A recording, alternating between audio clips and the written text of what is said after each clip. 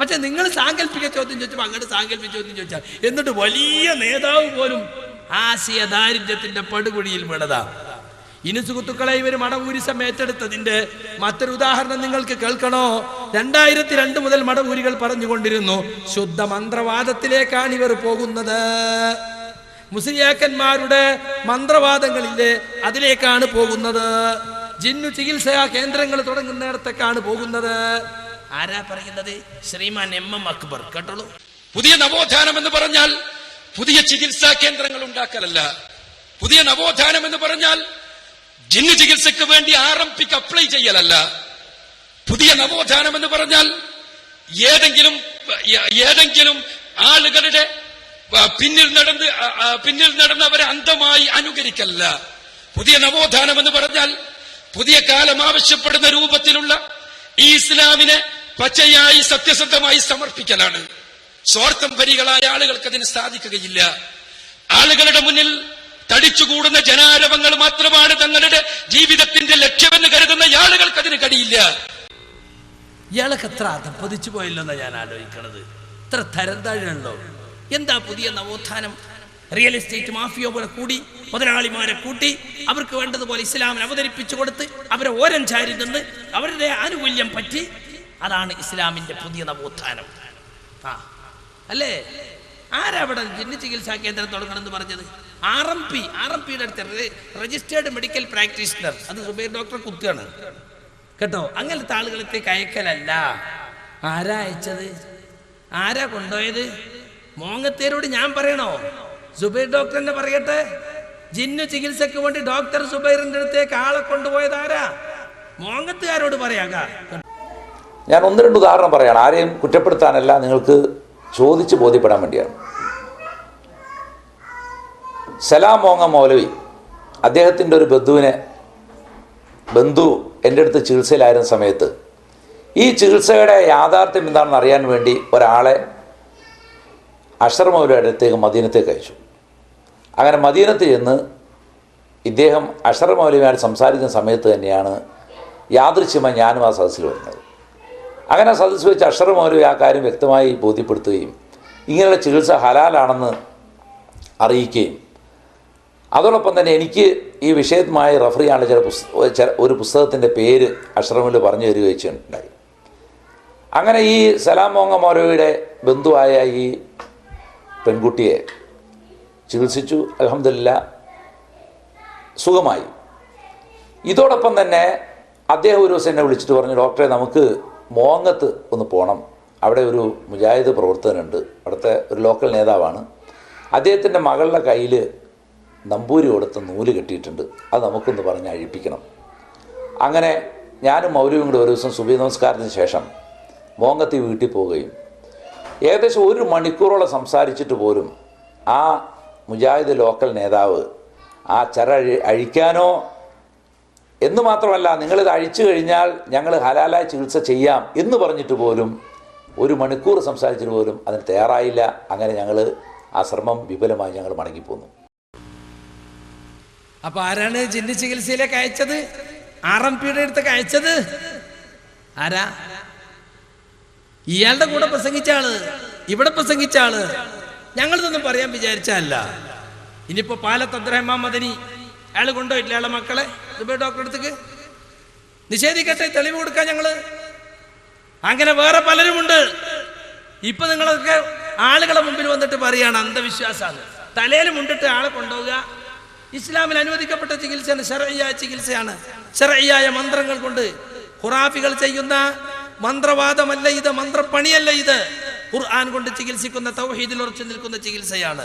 സലാം മോങ്ങ മൗലവി തൻ്റെ ബന്ധുവായ പെൺകുട്ടിയെ കൊണ്ടുപോയി ചികിത്സിച്ചു. ആ സമയത്ത് ആ ചികിത്സ ശരിയാണെന്നറിയാൻ അഷ്റഫ് മൗലവിന്റെ അടുത്തേക്ക് അയച്ചു. ഞാൻ തന്നെ പലയിടത്തും അദ്ദേഹത്തോട് പറഞ്ഞിട്ടുണ്ട്. ഈ അബ്ദുസ്സലാം മൗലവിനോട് പറഞ്ഞ് നമ്മൾ ആളുകൾക്ക് എങ്ങനെ ഈ റുഖ്യ ശർഈ എന്ന് പഠിപ്പിച്ചു കൊടുക്കുക. ദുബായിലുള്ള ഒരാൾക്ക് റുഖ്യ ശർഈ ചെയ്യേണ്ട ആവശ്യമുണ്ട്, നിങ്ങളൊന്ന് ജമിയത്ത് ദാറുൽ ബിറുമായി ബന്ധപ്പെടുത്തണമെന്ന് അബ്ദുസ്സലാം മോങ്ങത്തോട് ഞാൻ പറഞ്ഞിട്ടുണ്ട്. ഞങ്ങൾ തമ്മിൽ നല്ല ബന്ധമായിരുന്നു. പക്ഷെ അദ്ദേഹത്തിന്റെ ഈ കൂറുമാറ്റം, ഈ പരസ്യമായ കാപഢ്യം, അതൊന്നുകൊണ്ട് മാത്രമാണ് അദ്ദേഹത്തെ പരസ്യമായി വിമർശിക്കാൻ ഞാൻ തയ്യാറ്. ഞാൻ ഇതുവരെ വിമർശിച്ച ഒരുപാട് അദ്ദേഹത്തെ കുറിച്ച് ഞാൻ കേട്ടിട്ടുണ്ട്. ദുബായിലൊക്കെ വെച്ച് പലതും പറഞ്ഞിട്ടുണ്ട്. പക്ഷേ ഹുസൈൻ സലഫിയും അബ്ദുസലാം മോങ്ങവും രണ്ടുപേരുടെ കഴിവുകളും UAE-യിലെ ഇസ്ലാഹി സെന്ററിനും ഇസ്ലാഹി പ്രവർത്തകർക്കും ആവശ്യമാണെന്ന് വിചാരിക്കുന്ന ആളും അവർ രണ്ട് ചേരിയാകരുതെന്ന് വിചാരിക്കുന്ന ആളുമാണ് ഞാൻ. ആ നിലയ്ക്ക് ഞാൻ ഒരിക്കലും പരസ്യമായി വിളിച്ചിട്ടില്ല. പക്ഷെ ഇപ്പൊ അദ്ദേഹം തനിച്ച കാപട്യം കാണിച്ചത് കൊണ്ട് ഞാനിവിടെ പറയുകയാണ്. നിങ്ങൾക്കറിയോ, ഇപ്പൊ MM അക്ബർ വലിയ നവോത്ഥാനത്തിന്റെ ആളായിട്ട് ഇവിടെ സംസാരിച്ചല്ലോ. ഈ അക്ബർ കൊണ്ടുവന്ന ഡോക്ടർ സാക്കിർ നായിക്ക് എന്താ പറഞ്ഞത്? എന്നിട്ട് സക്കരിയ സലാഹി പറയിപ്പിച്ചതാന്നാ. നിങ്ങളെ മോങ്ങത്തേരം കുട്ടിയാ ചോദ്യം ചോദിച്ചത്. ഞാൻ അവനെ അറിയുന്നല്ല, ഞാൻ ചോദിപ്പിച്ചത്. ഞാൻ ഇന്ന് ഖത്തറില. ഓനോട് ചോദിച്ചു നോക്കിയാണ് നിങ്ങൾ സക്കരിയ സലാഹി ഫോൺ ചെയ്ത് എന്നോട് നിങ്ങളെ ചോദ്യം ചോദിക്കാന്ന് ആണോ? എന്നിട്ട് സാക്കിർ നായിക്കിനെ ഞാൻ പറഞ്ഞു, ഞാൻ ഇപ്പൊ ഖത്തറിന്നൊരു മൊബൈൽ അടിച്ച സമ്മേളനാകെ എൻ്റെ കയ്യിലായി. എന്താ ഈ പറയണത്? സാക്കിർ നായിക്കിനോട് ചോദ്യം ചോദിക്കുന്നത് ഈ ചോദ്യം ചോദിച്ച ആളിനെ മലയാളത്തിലാക്കിയതാണ്. അതിന്റെ പരിഭാഷ കേട്ടോളൂ. Assalamu alaikum wabarakatuh. My name is Arif Muhammad Khan. I am a student. എൻ്റെ ചോദ്യം ഇസ്ലാം ഒരു പരിഹാരം എന്ന വിഷയത്തെ പറ്റിയാണ്. മനുഷ്യൻ നേരിടുന്ന എല്ലാ പ്രശ്നങ്ങൾക്കും ഇസ്ലാമിൽ പരിഹാരമുണ്ടെന്ന് നാം പറയുന്നു.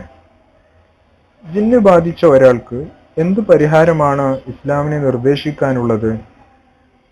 ദയവ് ചെയ്ത് ഇത്തരം രോഗം സുഖപ്പെടുത്താൻ എന്തെങ്കിലും മാർഗങ്ങൾ നിങ്ങൾക്ക് നിർദ്ദേശിക്കാൻ കഴിയുമോ?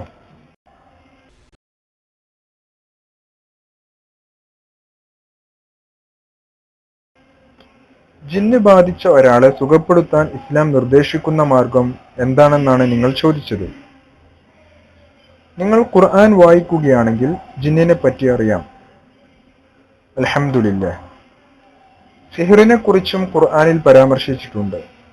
സിഹർ ഒരാളും ചെയ്യാൻ പാടില്ല. എന്നാൽ സിഹർ എന്ന വസ്തുതയുണ്ട്. നമ്മൾ അതിൽ നിന്നും അകന്നു നിൽക്കണം. ആർക്കെങ്കിലും ഷെയ്ത്വാൻ മൂലമുള്ള സിഹർ ബാധിച്ചാൽ അതിന് ഹദീസിൽ റുഖ്യ പരാമർശിച്ചിട്ടുണ്ട്.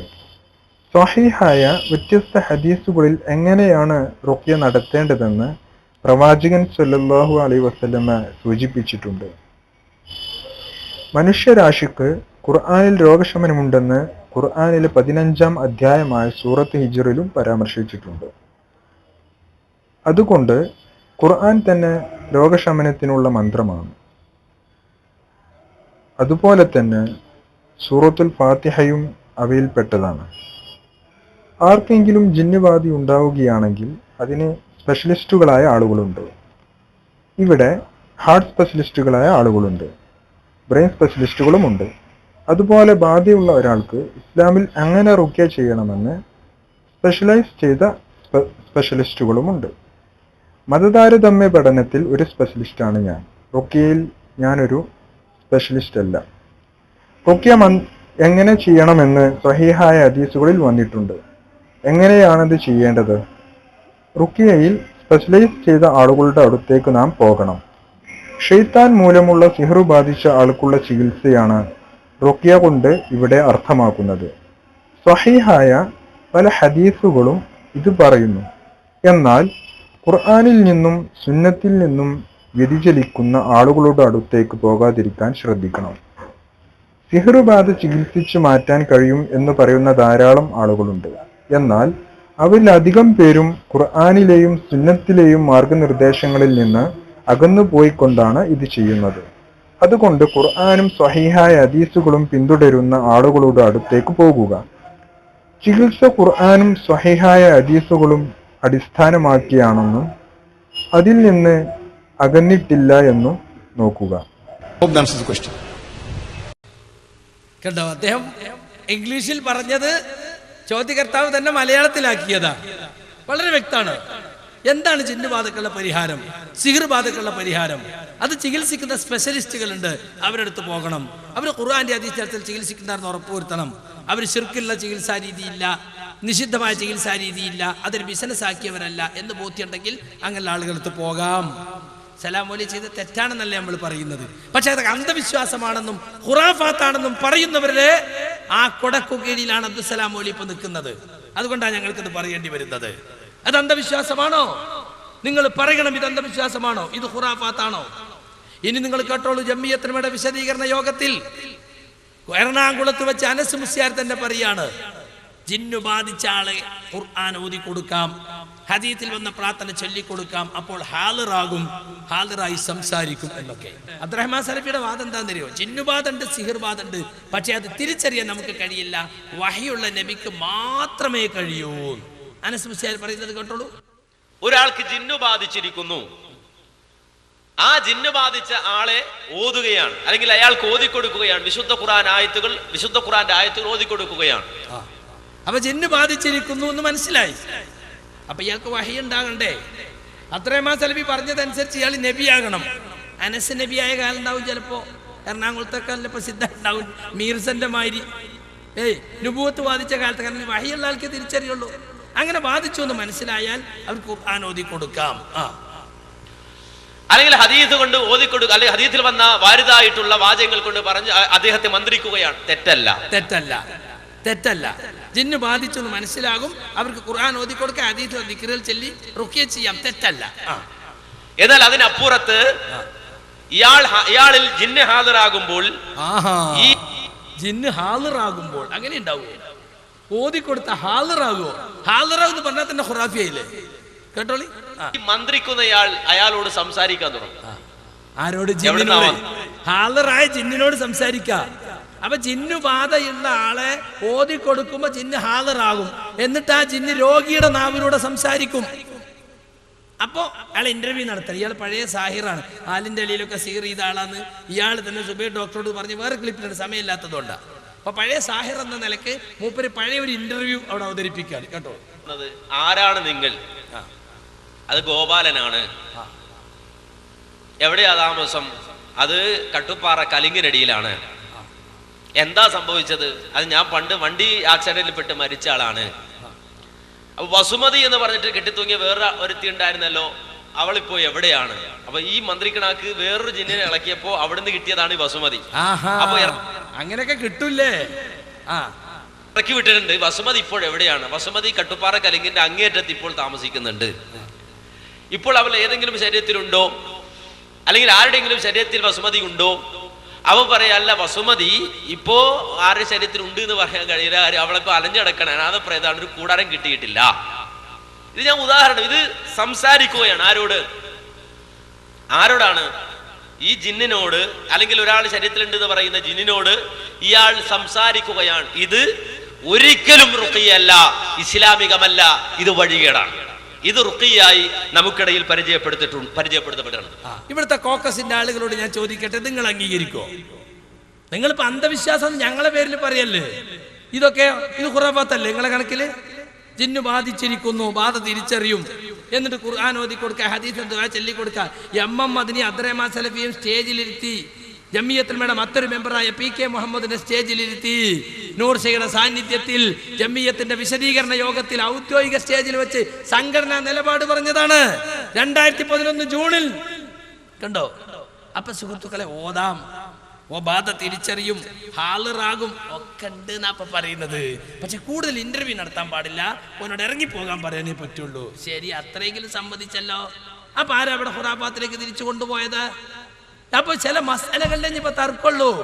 അടിക്കണോ അടിക്കണ്ടേ, ഊതണോ ഊതണ്ടേ, ഇങ്ങനെ ചില കാര്യങ്ങളിലെ പിന്നെ തർക്കമുള്ളൂ. ബാക്കിയൊക്കെ ഏതായാലും തർക്കം തീർന്നിരിക്കുന്നു എന്ന് ഇവിടെ മനസ്സിലാക്കാൻ സാധിക്കും. ഇനി സുഹൃത്തുക്കളെ, കുറച്ച് കാര്യം കൂടി പറഞ്ഞ് നമുക്ക് അവസാനിപ്പിക്കാം. പുതിയ പ്രോഫ്കോൺ നടക്കുകയാണ്. പ്രോഫ്കോം MSFന്റെ നിലവിലുള്ള സംസ്ഥാന കമ്മിറ്റി പ്രോഫ്കോൺ നടത്തുന്നുണ്ട്. ഇവിടെ നേരത്തെ നിങ്ങൾ ഇത് കേട്ടു. എന്നാൽ ഇവിടെ തട്ടിക്കൂട്ടിയ ഒരു കമ്മിറ്റി, MSFന്റെ ഭരണഘടനാപരമായി തെരഞ്ഞെടുക്കപ്പെട്ട കമ്മിറ്റി അല്ലാതെ ഒരു തട്ടിക്കൂട്ടിയ കമ്മിറ്റി ഉണ്ടാക്കിയിട്ടുണ്ട്. ആ തട്ടിക്കൂട്ടിയ കമ്മിറ്റിക്ക് വേണ്ടി MM അക്ബർ സംസാരിക്കുകയാണ്. പടച്ചവന് മാത്രമേ മനുഷ്യരെ സഹായിക്കാൻ കഴിയൂ എന്ന് വിശ്വസിക്കുന്നവനാണ് മുസ്ലിം. മനുഷ്യരെ സഹായിക്കുന്നതിന് വേണ്ടി പടച്ചവൻ ഇവിടെ നിശ്ചയിച്ചിട്ടുള്ള കാരണങ്ങളെ ഉപയോഗപ്പെടുത്തുക എന്നല്ലാതെ പടച്ചവൻ നിശ്ചയിക്കാത്ത കാരണങ്ങളുടെ പിന്നിൽ പോയി അവയിൽ നിന്ന് സഹായം പ്രതീക്ഷിക്കുന്നത് തൗഹീദിന് വിരുദ്ധമാണ് എന്ന് പഠിപ്പിക്കേണ്ടവനാണ് മുസ്ലിം.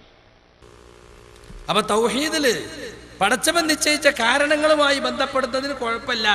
പടച്ചവൻ നിശ്ചയിക്കാത്ത കാരണങ്ങൾക്ക് പിന്നിൽ പോകുന്നതാണ്, അത് തൗഹീദിന്റെ വിരുദ്ധമാണ്. മൂപ്പര് തൗഹീദിന്റെ ഒരു പുതിയ തത്വം അവതരിപ്പിക്കുന്നത് പോലെ തൗഹീദിനെ പറ്റി പറയാണ്. തൗഹീദ് വാദപ്രതിവാദ വിഷയം മാത്രമല്ല എന്നൊക്കെ പറഞ്ഞിട്ട് മൂപ്പര് പറയാണ്, അള്ളാഹു നിശ്ചയിക്കാത്ത സബബുകൾക്ക് പിന്നാലെ പോകുന്നു. ആരാ അവിടെ പോയത്? ജിന്നുകൾ അള്ളാഹു മനുഷ്യന് സഹായിയായി നിശ്ചയിച്ചിട്ടില്ല. അതുകൊണ്ട് ജിന്നുകളോട് സഹായം തേടാൻ പാടില്ല, തേടുന്നത് ഹറാമാണ് എന്ന് വളരെ വ്യക്തമായി പറഞ്ഞിട്ടുള്ളതാണ്. തേടുന്ന കാര്യം അള്ളാഹിനോട് മാത്രം ചോദിക്കുന്നതാണോ? അത് ശിർക്കാണ്. അപ്പൊ അള്ളാഹ് നിശ്ചയിക്കാത്ത സബബുകളുടെ പിന്നാലെ പോയി തൗഹീദ് പഴക്കുന്നുണ്ട് കുറെ ആളുകൾക്ക് എന്ന് പച്ചക്കള്ളം ജനങ്ങളെ മുമ്പിൽ പറയാണ്. എന്നിട്ട് പ്രോഫ് കോഡിനെ ക്ഷണിക്കാൻ ഒരു വിദ്യാർത്ഥികളെ തൗഹീദിന്റെ പുതിയ വ്യാഖ്യാനങ്ങളിലേക്ക് കൊണ്ടുപോകുന്നുണ്ട്. അതുകൊണ്ട് നിങ്ങള് എന്ത് വേണം, കോഴിക്കോട്ടെ പ്രോഫ് കോഡിന് വരണം എന്ന് പറഞ്ഞുകൊണ്ട് അദ്ദേഹം ആളുകളെ ക്ഷണിക്കുന്നുണ്ട്. സുഹൃത്തുക്കളെ, ഇതൊക്കെ അറിഞ്ഞിട്ടും അറിവില്ലായ്മ നടിക്കുന്ന ആളുകളാണ്, ഉറക്കം നടിക്കുകയാണ്. വസ്തുതകൾ എന്താണെന്ന് മനസ്സിലാക്കിയിട്ടും സ്വാർത്ഥ താല്പര്യങ്ങൾക്ക് വേണ്ടി, സംഘടനാ താല്പര്യങ്ങൾക്ക് വേണ്ടി അപ്പുറവും ഇപ്പുറവും ചാരി നിൽക്കുകയാണ്. ഇത് പരലോകത്തിന്റെ കാര്യമാണെന്ന് അക്ബർ സാഹിബിനെയും അതുപോലെ അബ്ദുസ്സലാം മോങ്ങത്തെയും ഒക്കെ ഞങ്ങൾ ഓർമ്മപ്പെടുത്തുകയാണ് ഈ സന്ദർഭത്തിൽ. അബ്ദുസ്സലാം മോങ്ങം ഇവിടെ വന്നിട്ട് മൂപ്പര സമ്മേളനത്തിന്റെ കരച്ചിന്റെ ബാക്കി ഇവിടെ വന്നിട്ട് മോങ്ങത്ത് പറയാണ് പ്രബോധന ശൈലിയെ കുറിച്ച് ഇവരെ പ്രസംഗിക്കാൻ. കേട്ടോളൂ. നോക്കൂ നിങ്ങൾ, അബ്ദുല്ലാഹിബ്നു മുബാറക് അദ്ദേഹം അതിശക്തമായ രൂപത്തിൽ ഇസ്ലാമിനെതിരെ പൊന്തി വന്ന ജഹമിയ്യ അടക്കമുള്ള കക്ഷികളുടെ മുഖത്ത് നോക്കി പറഞ്ഞു. ആ കക്ഷികളെ ശക്തമായ രൂപത്തിൽ ഗുണദോഷിക്കുകയും വിമർശിക്കുകയും ചെയ്തു. അദ്ദേഹം പറഞ്ഞു, അജിബ്തു ലിദജ്ജാലിൻ ദഅന്നാസ ജഹറതൻ ഇലന്നാരി വഷ്തഖസ്മുഹു മിൻ ജഹന്നമി. അദ്ദേഹം പറയുകയാണ്, ഒരു ദജ്ജാലിന്റെ പ്രവർത്തനം കണ്ട് എനിക്ക് കൗതുകമായി. ആരാണ് ദജ്ജാലെന്നോ? ജനങ്ങളെ പരസ്യമായി ഇലന്നാർ, നരകത്തിലേക്ക് ക്ഷണിക്കുന്ന ദജ്ജാൽ. ആരായിരുന്നു ദജ്ജാൽ? ജഹ്മുബ്നു സഫ്വാൻ. ജഹ്മുബ്നു സഫ്വാൻ ജഹമിയ്യ പ്രസ്ഥാനത്തിന്റെ ഉപജ്ഞാതാവ്. അദ്ദേഹം ദജ്ജാൽ എന്ന് വിളിച്ചു. തീർന്നില്ല, കടുപ്പമുള്ള ഭാഷ. വഷ്തഖസ്മുഹു മിൻ ജഹന്നമ, ജഹന്നം എന്നതിൽ നിന്നാണ് ജഹ്മ് എന്ന അദ്ദേഹത്തിന്റെ പേര് പോലും പൊട്ടി വന്നത് എന്ന് പറയുന്ന കടുപ്പമുള്ള വിമർശനം നടത്തി. പക്ഷേ ആ വിമർശനം നടത്തുമ്പോഴും അദ്ദേഹം തന്റെ സമൂഹത്തോട് കാണിച്ചത് വിനയമായിരുന്നു. നേരത്തെ ഞാൻ പറഞ്ഞ ഭാഷ, അതാണ് നമ്മുടെ ഭാഷ, നാം സ്വീകരിക്കേണ്ട ഭാഷ. എന്താ നമ്മുടെ ഭാഷ? മറ്റു പ്രസ്ഥാനങ്ങളെ വിമർശിക്കുമ്പോൾ പ്രസ്ഥാന നേതാവിനെ ദജ്ജാൽ എന്ന് വിളിക്കണം, പക്ഷെ വിനയത്തോടു കൂടി വിളിക്കണം. കടുപ്പമുള്ള ഭാഷ, പക്ഷെ ശൈലിയിൽ വിനയം. എങ്ങനെയുണ്ട്? ഉപരി നമുക്ക് പഠിപ്പിക്കാനേ. ഇവിടെ ആരെങ്കിലും പിന്നെ ദജ്ജാൽ എന്ന് വിളിക്കലുണ്ടോ? മറ്റ് പ്രസ്ഥാനങ്ങളുടെ നേതാക്കന്മാരെ ദജ്ജാൽ എന്ന് വിളിച്ചിട്ടുണ്ടോ? അബ്ദുല്ലാഹിബ്നു മുബാറക്കിന്റെ ഉദാഹരണം പറയാണ്. ഞാൻ ആരെയും വിമർശിക്കാറില്ല, വിമർശനം എന്റെ ശൈലിയുമല്ല എന്ന് പറഞ്ഞ ആള് തെളിവ് പറയുന്നത് ജഹ്മുബ്നു സഫ്വാനെ അബ്ദുല്ലാഹി മുബാറക് എന്ന താബിയായ പണ്ഡിതൻ ദജ്ജാൽ എന്ന് വിളിച്ച് കവിത രചിച്ചു. മാത്രം അതിന്റെ പേരെല്ലാം നരകത്തിലെത്തുന്ന പേരാണ്. ജഹ്മു നല്ല, അത് ജഹന്നം എന്ന് വന്ന പേരാണ്. കടുപ്പമുള്ള ഭാഷ, കടുപ്പമുള്ള ഭാഷ, പക്ഷെ വിനയം വേണം. അതാണ് നമ്മുടെ ഭാഷ. ഇനി നമ്മുടെ ഭാഷയിൽ മൂപ്പര് സമ്മേളനത്തിൽ ഒരു പ്രബോധനം നടത്തിയെന്ന് കേട്ടോളി. ഇന്ന അക്രമക്കും ഇൻദല്ലാഹി അത്ഖാക്കും. നാവ് നീളമുണ്ടായാൽ ആയിരക്കണക്കിന് പ്രസംഗങ്ങൾ ചെയ്താൽ പോരാ. ഇന്ന അക്രമക്കും ഇൻദല്ലാഹി അത്ഖാക്കും. നിർത്തിവെക്കണം ഇതൊക്കെ. പക്വമായ ഭാഷ, കടുപ്പമുള്ള ശൈലി, പക്ഷേ വിനയം നിറഞ്ഞു തുളുമ്പുന്നു. ആരെയാ പറഞ്ഞത്? ഹുസൈൻ സലഫിനെ കുത്തി പറയാ. ആയിരക്കണക്കിന് പ്രസംഗം നടത്തിയാൽ പോരാ, തഖ്വ വേണം. തഖ്വയൊക്കെ ഇപ്പൊ ഇയാളെ മൂട്ടിലാണല്ലോ. ഇയാളെങ്ങനെ ഒരാളെ തഖ്വ അളക്കല്? നിർത്തിവെക്കണം ഇതൊക്കെ. ആയിരക്കണക്കിന് പ്രസംഗം നടത്തിയിട്ട് കാര്യമല്ല. അപ്പൊ യഥാർത്ഥത്തിൽ സംഗതി എന്താന്ന് നിങ്ങള് ഇനി ഇയാൾ പറയാണ്, എന്റെ സംസാരം നിങ്ങളെ ഒന്നിപ്പിക്കുമെന്നാണ് ഞാൻ കരുതുന്നത്. കേട്ടോളൂ. എന്റെ ഈ സംസാരം നിങ്ങളുടെ മനസ്സുകളെ ഒന്നിപ്പിക്കുമെന്ന് തന്നെയാണ് എന്റെ പ്രതീക്ഷ. ചില സംസാരങ്ങൾ നടന്നപ്പോൾ ഉണ്ടായതുപോലെയുള്ള അപക്വമായ സമീപനം സഹോദരങ്ങളെ നിങ്ങളുടെ ഭാഗത്തു നിന്നുണ്ടാകരുത് എന്ന ഏറ്റവും കടുപ്പമുള്ള വിനീതമായ ദയനീയമായ ഒരഭ്യർത്ഥനയോടെ ഞാൻ എന്റെ വിഷയത്തിലേക്ക് പ്രവേശിക്കട്ടെ. മൂപ്പർക്ക് വിനയം ദയനീയം ഒക്കെ ഉണ്ടെങ്കിലും കടുപ്പം കുറയില്ല. എപ്പോഴും കടുപ്പമുള്ള ഭാഷ പറയാ.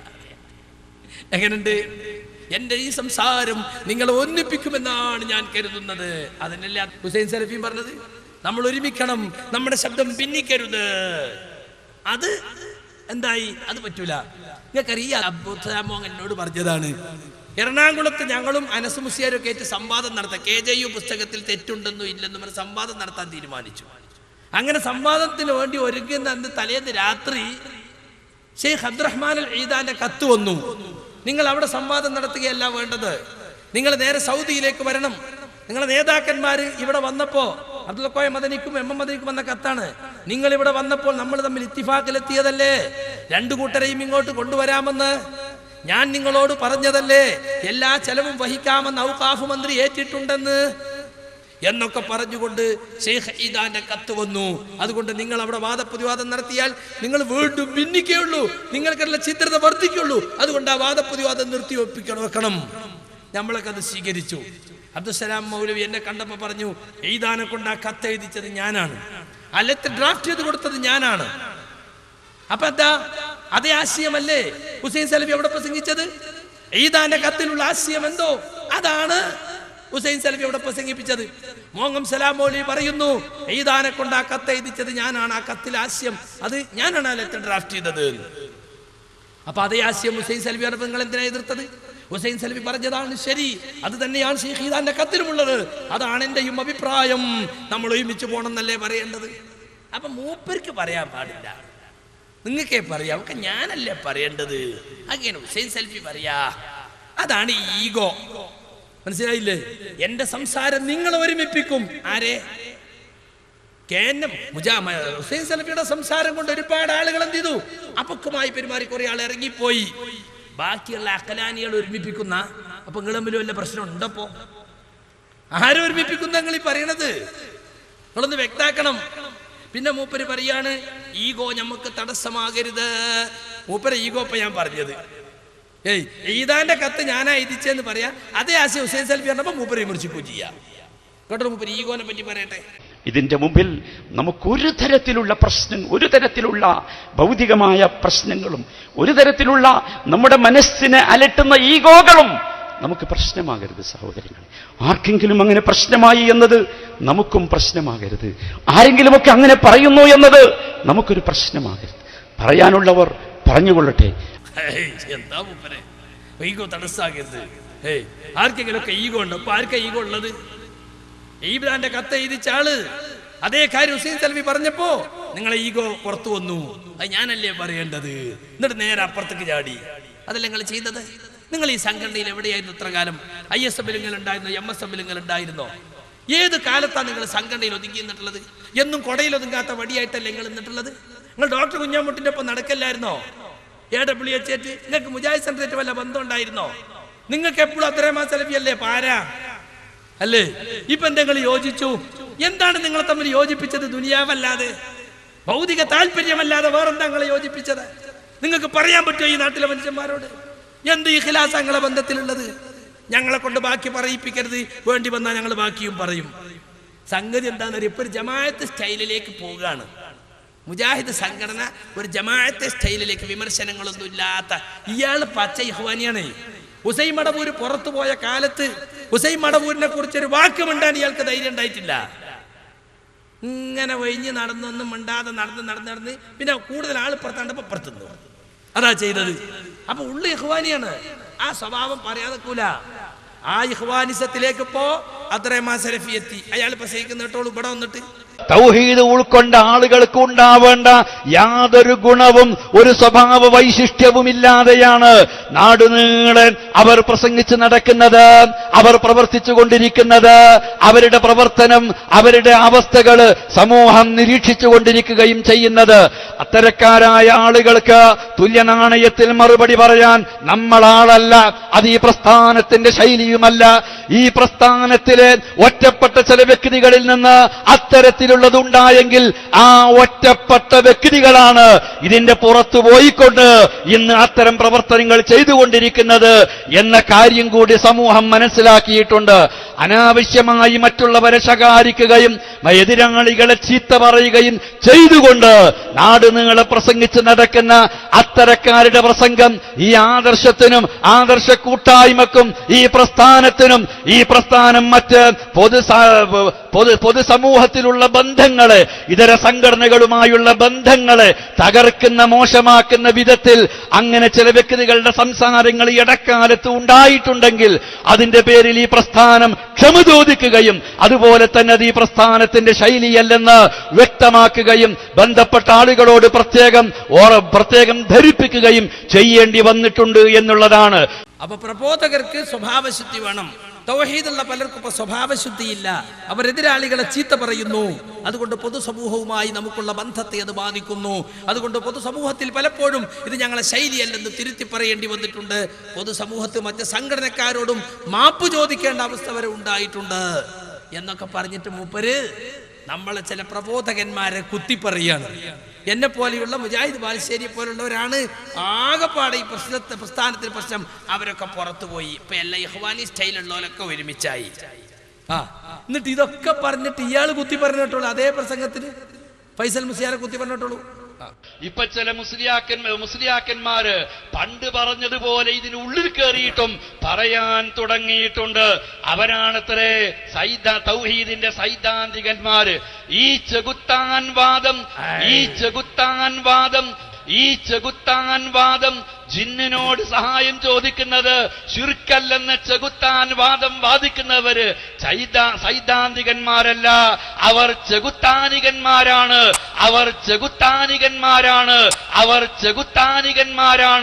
ഇവിടെ പ്രസംഗിച്ചതാ അപ്രസംഗത്തിൽ തന്നെ.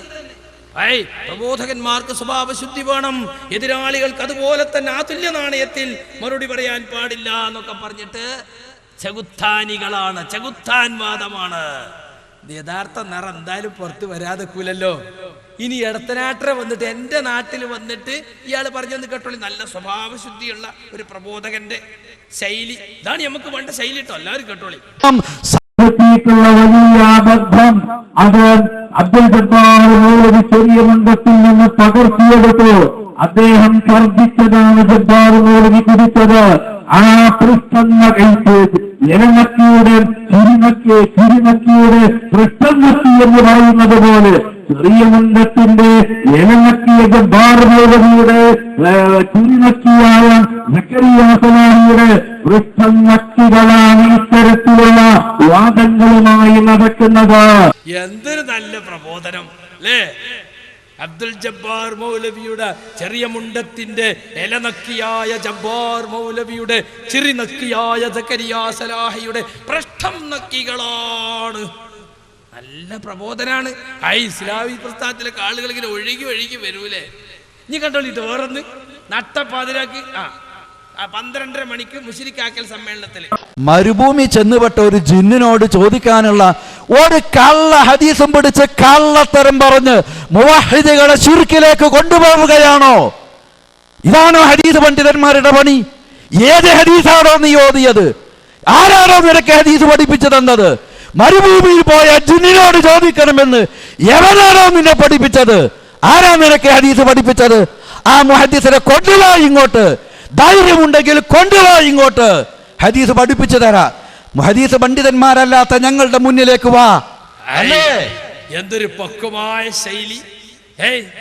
നിങ്ങൾ എവിടെയെങ്കിലും കണ്ടോ ഇങ്ങനെ ഇത്ര പക്വതയുള്ളൊരു ദഅവത്ത്? ഇങ്ങനെയൊക്കെ ഇസ്ലാമി പ്രസ്ഥാനത്തിലൊക്കെ ആളുകൾ ഒഴുകി വരൂലേ. നാട്ടപ്പാതിരാക്ക് ജാമ്യന്റെ ക്യാമ്പസ് വിളിക്കുക. ആരാടാ അവിടെ? കൊണ്ടുപാടാ അങ്ങോട്ട്. ധൈര്യം ഉണ്ടെങ്കിൽ കൊണ്ടുപാടാ. ആരുമില്ലല്ലോ അവിടെ. ആളില്ലാത്ത പോസ്റ്റ് ഗോളടിക്കല്ലേ. സുഖമായിട്ട് വെല്ലുവിളിക്കാലോ.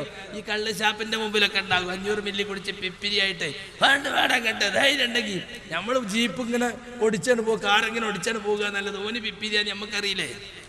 ഈ ജാതി പ്രബോധന ആരെയാ വെല്ലുവിളിക്കുന്നത്? ആരാ ഇവിടെ മരുഭൂമി ചെന്നിട്ട് ജിന്നിനെ വിളിക്കാന്ന് പറഞ്ഞത്? പക്വമായ പ്രബോധനാണ്. നീ കേട്ടോളി, ഇനിയുണ്ട്. ഇതിപ്പോ ഇറക്കിയ സീഡിയാട്ടോ, നമ്മളിറക്കിയല്ല. കേട്ടോളി. പച്ചക്കള്ളമാണത്, പച്ചക്കള്ളം. മുജാഹിദ് കേരളം തിരിച്ചറിഞ്ഞു, ഇസ്ലാഹി കേരളം തിരിച്ചറിഞ്ഞു. ഈ ആദർശ പാപ്പരത്വം അങ്ങനെ ആർക്കും വാദല്ല. അത് വെറുതെ പറഞ്ഞുണ്ടാക്കുക. ഉണ്ടോ സംശയമുള്ളവൻ വന്നോ, ഓന് കാണിച്ചു കൊടുക്കാൻ എന്താ വേണ്ടത്, എന്താ തെളിവ് എന്നുള്ളത്. പറഞ്ഞത് തന്നെ പറഞ്ഞ് മാറ്റിപ്പറഞ്ഞ് പിന്നെയും തിരുത്തി പറഞ്ഞ് പിന്നെ മാറ്റിപ്പറഞ്ഞ് ആദ്യം പറഞ്ഞത് രണ്ടാമത് പറഞ്ഞത് അല്ലേ? പച്ചക്കള്ളമാണത്, പച്ചക്കള്ളം. ഈ സാലിമിനെ പറ്റിയിട്ട് നല്ല 1-ാം നമ്പർ ക്ലിപ്പ് ഉണ്ടാക്കിയാണ്ട് വിട്ടൂടെ? എന്റെ മൂക്ക് ഓൻ ചെത്തുവോ? എന്റെ മൂക്കോൻ ചെത്തുവെങ്കിൽ ഓന്റെ മൂക്ക് എനിക്കും ചെത്താൻ കഴിയൂലേ? പക്ഷെ ആ പണി ഞാൻ ചെയ്തിട്ടില്ല, ചെയ്യാൻ വിചാരിച്ചിട്ടില്ല. എതിരാളികളോട് തുല്യ നാണയത്തിൽ മറുപടി കൊടുക്കരുത് കേട്ടോ.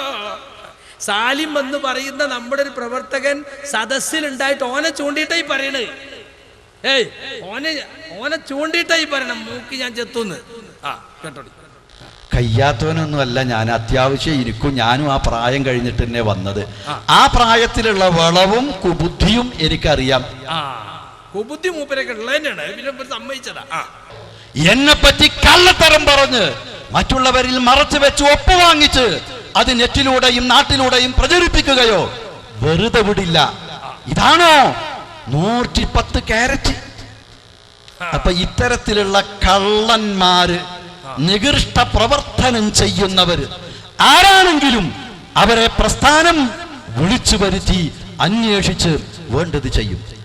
ആദർശപരമായ അച്ചടക്കം, സംഘടനാപരമായ അച്ചടക്കം ഈ ആദർശ പ്രസ്ഥാനത്തിന് അനിവാര്യമാണ്. അത് ലംഘിക്കാൻ അനുവദിക്കില്ല എന്ന് നേതൃത്വവും നേതൃത്വത്തിന്റെ കൂടെയുള്ള അനുയായികളും പ്രതിജ്ഞാബദ്ധമാണ്. അതുകൊണ്ട് അവസാനിപ്പിക്കുക. മൂപ്പരാണ് ഇപ്പൊ ഇതിന്റെ എല്ലാം. ഒരു തറവാട്ട് സ്വത്തല്ല സംഘടന. മൂപ്പർക്ക് ഇഷ്ടമല്ലാത്തത് പറഞ്ഞാൽ അച്ചടക്കത്തിന്റെ ഘടകം കാട്ടി വിളിച്ചു വരുത്തും. പക്വമായ ശൈലി. എന്തോ ഒരു നസീഹത്ത് ഇങ്ങനെ തെരഞ്ഞ് തുളുമ്പാണ്. ഇത് സലാമുഖത്തിന്റെ നല്ല കൂട്ടുകാരനാണ്.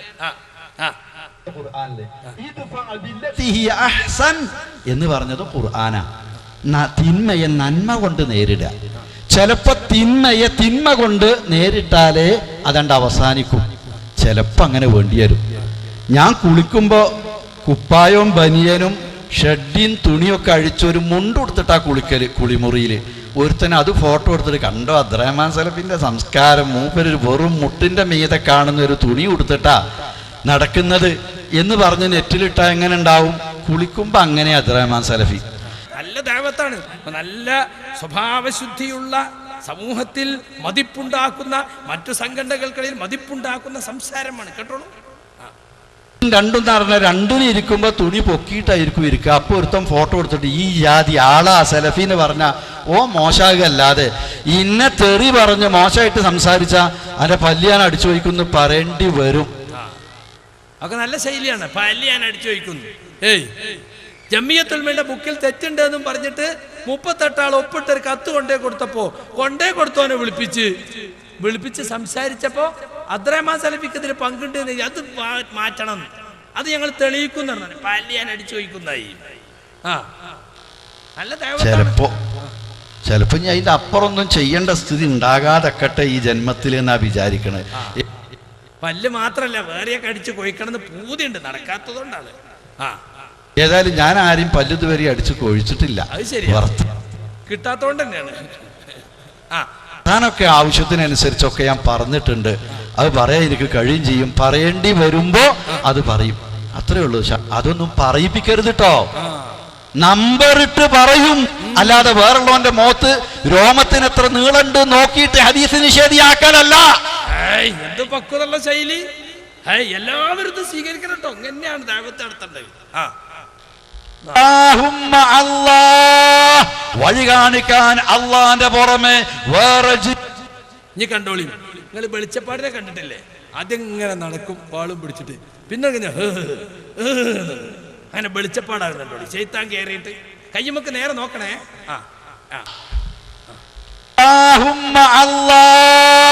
വഴി കാണിക്കാൻ അള്ളാന്റെ പുറമെ വേറെ ജിന്നുണ്ടോ, വേറെ മലക്കുണ്ടോ, വേറെ മഹാത്മാക്കളുണ്ടോ? എന്നാണ് അള്ളാഹു പറയുന്നത്. ആശുറിലേക്ക് പോകണ്ട. കയ്യുമൊക്കെ നേരെ നോക്കണം. കമ്പ്യൂട്ടറിൽ നമ്മളാക്കിയതല്ല, ഇറക്കിയ CD ഉള്ളതാ. വഴി കാണിക്കാൻ അള്ളാന്റെ പുറമെ വേറെ ജിന്നുണ്ടോ, വേറെ മല